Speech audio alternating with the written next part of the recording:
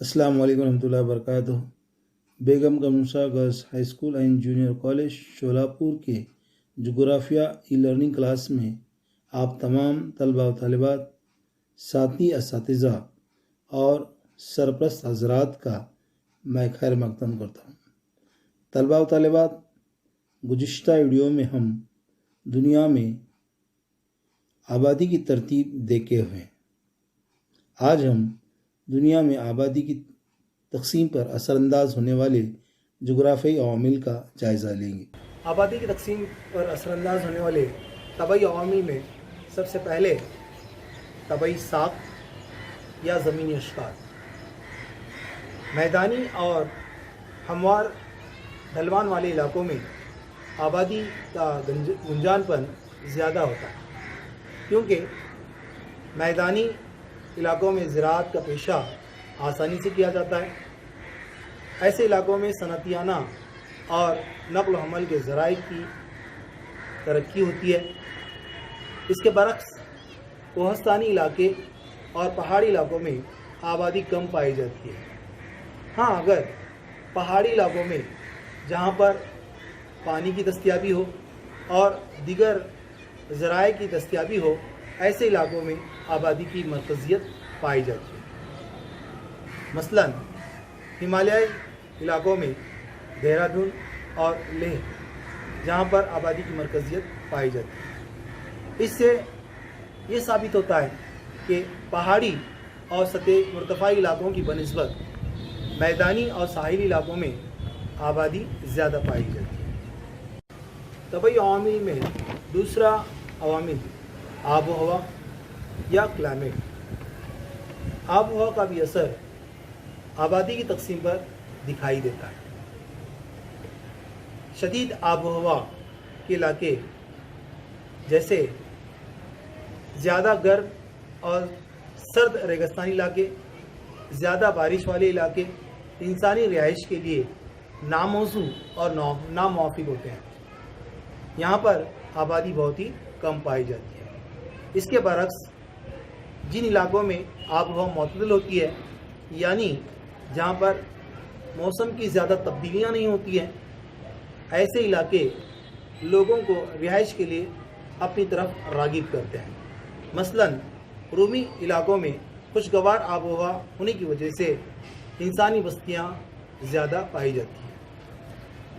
بہت سرد آب و ہوا کے علاقے میں اسکیمو اور لیپس جیسے لوگ وہاں کی آب و ہوا سے مطابقت پیدا کیے ہوئے ہیں۔ نشیبی ایمیزون اور کانگو کے وسیع استوائی علاقوں میں غیر موافق آب و ہوا ہونے کی وجہ سے آبادی کم پائی جاتی ہے۔ اس طرح سے آبادی پر آب و ہوا کا اثر دکھائی دیتا ہے۔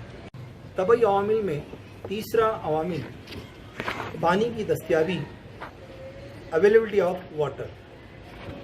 پانی انسان کے ساتھ ساتھ تمام جانداروں کے لیے زندگی کا سب سے اہم عنصر ہے، لہٰذا لوگ ان علاقوں میں رہنے کو ترجیح دیتے ہیں جہاں پینے کا پانی آسانی سے میسر ہوتا ہے۔ شکل نمبر 1.2 میں نقشے کے ذریعے آپ کو آسانی سے سمجھ میں آ جائے گا۔ اسی وجہ سے دریا کی وادیوں، ساحلی علاقوں اور میدانی علاقوں میں دنیا کی گنجان ترین آبادی پائی جاتی ہے۔ مثلاً دریائے نیل کی وادیاں، بھارتی ساحلی علاقے وغیرہ اس کی بہترین مثالیں ہیں۔ اس کے علاوہ صحراؤں کے نقلستانی علاقوں میں بھی آبادی زیادہ پائی جاتی ہے۔ بھارت میں کلودی اور سعودی عربیہ میں الاحسا، یہ نقلستانی علاقوں میں آبادی زیادہ پائی جاتی ہے۔ اس طرح سے آبادی کی تقسیم پر پانی کی دستیابی کا اثر دکھائی دیتا ہے۔ آبادی کی تقسیم پر اثر انداز ہونے والے طبعی عوامل میں چوتھا عوامل مٹی، زراعت اور اس سے منسلک سرگرمیوں کے لیے زرخیز مٹی بہت اہم ہوتی ہے۔ لہٰذا جن علاقوں میں زرخیز چکنی مٹی ہوتی ہے وہاں آبادی زیادہ پائی جاتی ہے۔ کیونکہ زرعی پیشہ بڑے پیمانے پر وہاں پر کیا جاتا ہے۔ دریائے مسیسپی، دریائے گنگا، دریائے اراوتی اور دریائے یانگتسے کے سیلابی میدانی علاقوں میں گنجانیت زیادہ پائی جاتی ہے۔ اسی طرح ریگور یا کالی کسدار مٹی کے علاقوں میں بھی انسانی بستیاں زیادہ پائی جاتی ہیں۔ آتش فشانی مٹی بھی زرخیز ہوتی ہے۔ آتش فشانی پہاڑوں کے ڈھلانوں اور دامنوں میں آبادی زیادہ پائی جاتی ہے، مثلا جاوا، جاپان، سسیلی اور وسطی امریکہ کے آتش فشانی پہاڑوں کے ڈھلانوں اور دامن میں آبادی زیادہ پائی جاتی ہے۔ لیکن ایسے علاقوں میں خوابیدہ یا خفتہ آتش فشاں اچانک پھٹنے کی وجہ سے وہاں کے لوگوں کو قدرتی آفت کا سامنا کرنا پڑتا ہے، جس میں ان کا جانی و مالی نقصان ہوتا ہے۔ شکل نمبر 1.3 میں بالی میں آگنگ پہاڑی علاقے میں اچانک آتش فشاں پھٹنے کی وجہ سے لوگ اپنی بستیاں خالی کر کے جاتے ہوئے آپ دیکھ سکتے ہیں۔ اس طرح سے مٹی کا بھی اثر آبادی کی تقسیم پر ہوتا ہے۔ آبادی کی تقسیم پر اثر انداز ہونے والے انسانی عوامل میں سب سے پہلے زراعت، کاشتکاری، ایگریکلچر، کیمیائی کھاد اور آبپاشی کے ذرائع کا استعمال کرنے کی وجہ سے زرعی پیداوار میں زبردست اضافہ ہوتا ہے، جس کی وجہ سے زیادہ آبادی کی گزر بسر ممکن ہوتی ہے۔ اس کے علاوہ زراعت کا طریقہ، اگائے جانے والی فصلوں کی اقسام، مخصوص فصلوں کی تخصیص وغیرہ دیگر خصوصیات بھی آبادی کی تقسیم پر اثر انداز ہوتے ہیں۔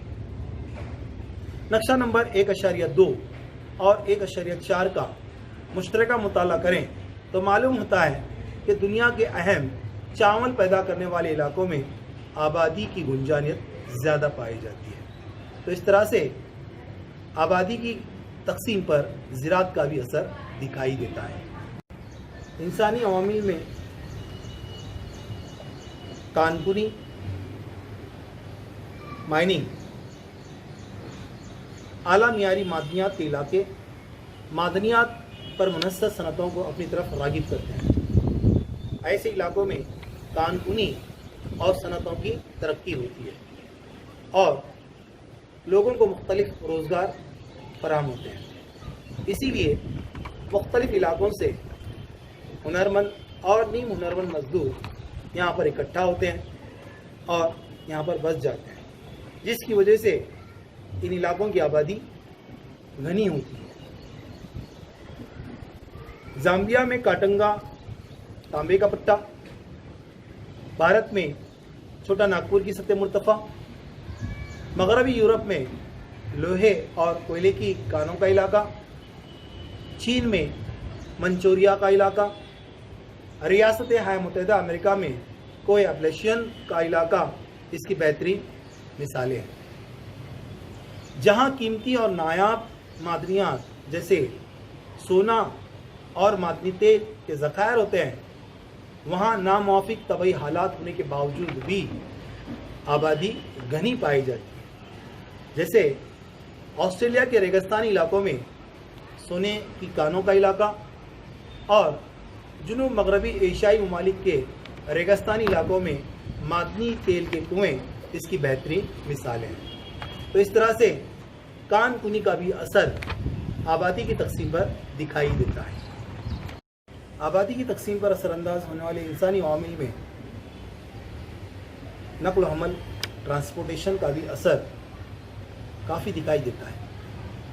نقل و حمل کے ذرائع جیسے سڑکوں اور شاہراہوں کی وجہ سے کسی علاقے کی آبادی میں زبردست اضافہ ہوتا ہے، کیونکہ سڑکوں اور شاہراہوں کی وجہ سے مختلف مقامات تک پہنچنا بڑا آسان ہوتا ہے۔ یہ کثیر آبادی کے علاقوں میں تبدیل ہو جاتے ہیں۔ اس کے برخلاف اگر کسی علاقے تک پہنچنے میں رکاوٹیں پیدا ہوتی ہیں، دشواریاں پیدا ہوتی ہیں، زیادہ وقت لگتا ہے، زیادہ روپیہ لگتا ہے، تو ایسے علاقوں میں لوگ جانا پسند نہیں کرتے اور وہاں آبادی کم ہوتی ہے۔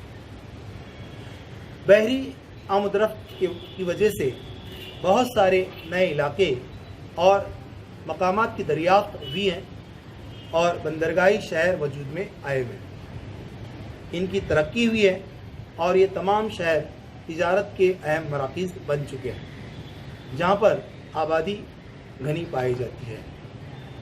مثلاً نہر سویز کی تعمیر کی وجہ سے خام مال اور تیار شدہ اشیاء کی تبادلے میں اضافہ ہوا ہے۔